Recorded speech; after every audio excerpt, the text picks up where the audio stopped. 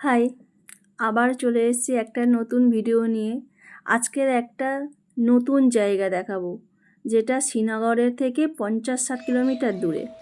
সেই জায়গা এটা হচ্ছে ক্ষীর ভবানী মায়ের মন্দির।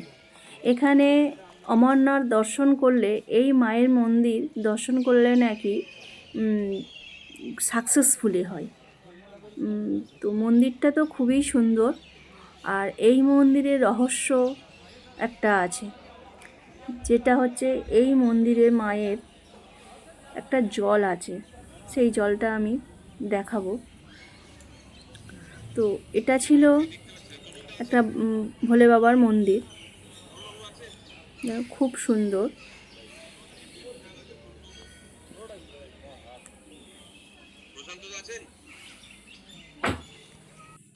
এই হচ্ছে আসল ক্ষীর ভবানী মায়ের মন্দির। ওই মা ক্ষীর ভবানী মানে মা দুর্গা। তো এই যে জলটা দেখতে পাচ্ছ, এটা হচ্ছে একদম দুধের মতো, ক্ষীরের মতো সাদা, কিন্তু এর একটা রহস্য আছে। সেই রহস্যটা হচ্ছে, কাশ্মীরে যদি কোনো অঘটন কিছু ঘটে, এই জলটা নাকি লাল হয়ে যায়, যেটা ওখানকার ব্রাহ্মণ বলল।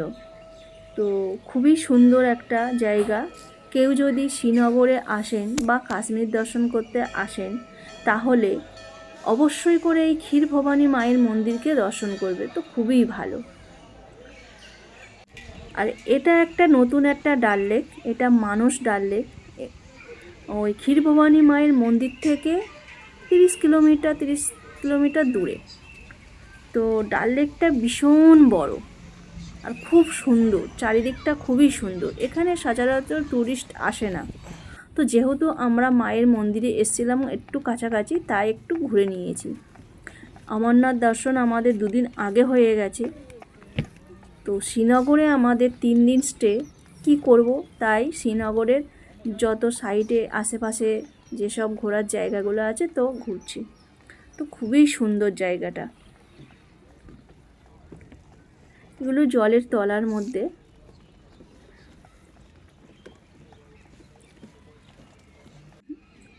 দেখো এই ডাল লেকের জলের তলায় কত মাছ, প্রচুর মাছ। এখনকার লোকেরা মাছটাই ধরে না, এত সুন্দর লাগছে মাছগুলো চড়ছে যখন। বড় বড়ও মাছ আছে, ছোট ছোট মাছ দেখতে পাচ্ছ, বড় বড় মাছও আছে। তো খুবই সুন্দর লাগছে। তো দারুণ একটা জায়গা। আর এটা হচ্ছে ওই ডাল লেকের পদ্ম ফুল বাগান। পদ্ম ফুল, প্রচুর পদ্ম ফুল উঠে হয়ে আছে। তো আমি তোলার চেষ্টা করেছিলাম, পারিনি তুলতে।